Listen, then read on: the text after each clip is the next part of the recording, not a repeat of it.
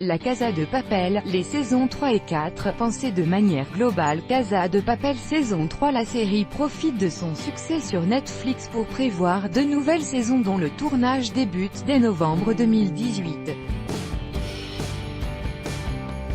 Mis à jour le 22 août 2018 à 14h22, si la saison 3 va débuter son tournage avant la fin de l'année, une saison 4 est déjà en prévision. Suite à l'immense succès de la série, ce choix n'est pas anodin pour Netflix qui a connu l'une de ses meilleures audiences. On pense à la 3e et à la 4e saison, on pense à cela de façon globale, a assuré le créateur Alex Pina à PRBK. L'ascension de la série n'est donc pas prête de se terminer. Bien que l'intrigue de la saison 3 reste confidentielle et que même les acteurs n'ont pas encore connaissance des événements à venir, les deux scénaristes Alex Pina et Esther Martinez Lobato promettent une saison 3 géniale. Interrogé par Allociné, voilà ce qu'il révèle. Tout ce que je peux vous dire, c'est qu'on a pensé à une structure très originale.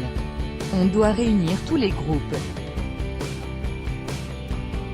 Ça va être une histoire très puissante, très bien pensée, qui va retourner tout le groupe.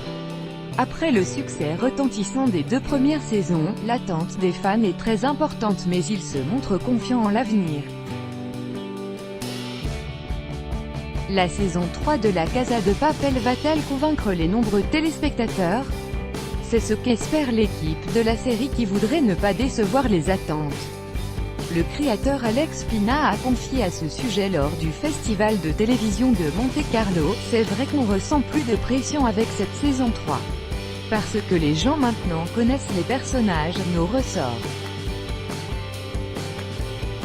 Il ne faut pas les décevoir. » Avec un tournage qui débutera en novembre 2018, les nouveaux épisodes travailleront davantage sur la fragmentation temporelle, avec quelques libertés avec le temps, attention spoiler.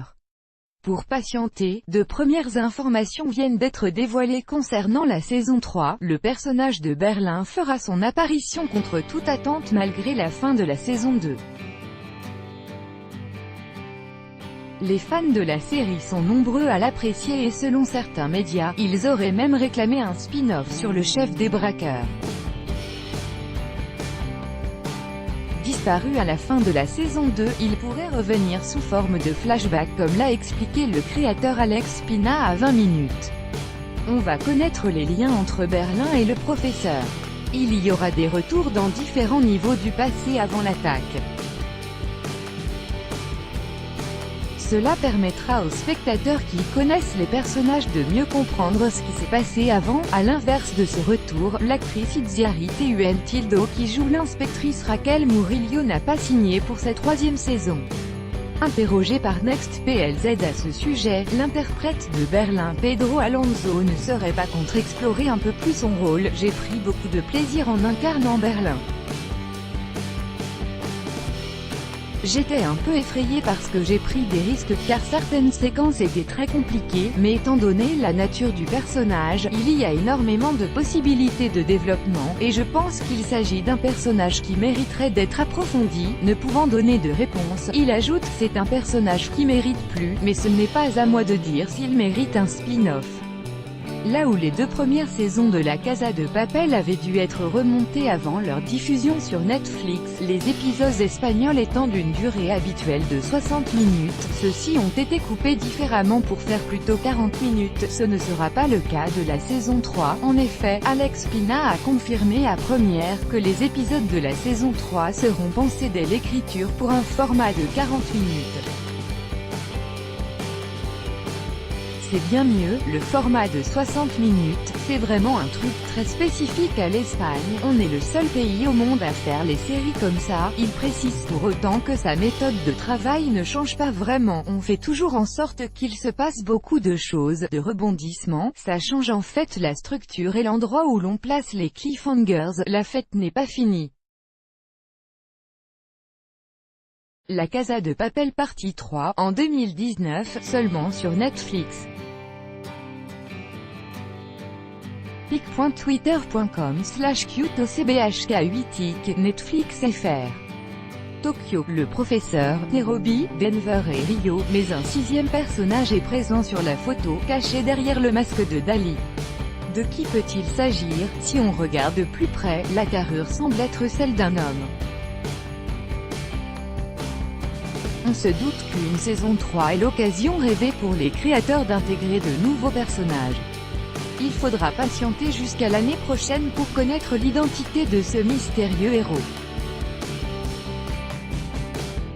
Copyright Netflix. Résumé de la série, diffusée en Espagne en 2017, La Casa de Papel est une série ibérique qui met en scène une prise d'otage dans la maison royale de la monnaie d'Espagne. Comme beaucoup de thrillers, La Casa de Papel manie le suspense avec brio, si bien que, lorsque la série a commencé sa diffusion sur Netflix et s'est arrêtée brutalement, beaucoup de spectateurs se sont demandé quand arriverait la suite. Quelle date de sortie pour la saison 3 de La Casa de Papel? Si La Casa de Papel était pensée comme une série avec un début et une fin, Netflix est parvenu à convaincre le créateur Alex Pina de produire une saison 3. Il faut dire que cette histoire de braquage a passionné des millions de téléspectateurs à travers le monde et le géant du streaming vidéo avait un coup à jouer en produisant une suite. La saison 3 de La Casa de Papel sortira en 2019, mais aucune date de diffusion précise n'a été annoncée pour le moment. Regardez La Casa de Papel en streaming sur Netflix. La Casa de Papel est une série qui ne sera pas diffusée en France à la télévision sur une chaîne classique. Les droits de diffusion ont été achetés par Netflix, qui a donc l'exclusivité de sa diffusion internationale, France comprise. Pour regarder la série légalement dans l'Hexagone, il faudra donc vous abonner au service de VOD par abonnement disponible à partir de 9 € par mois.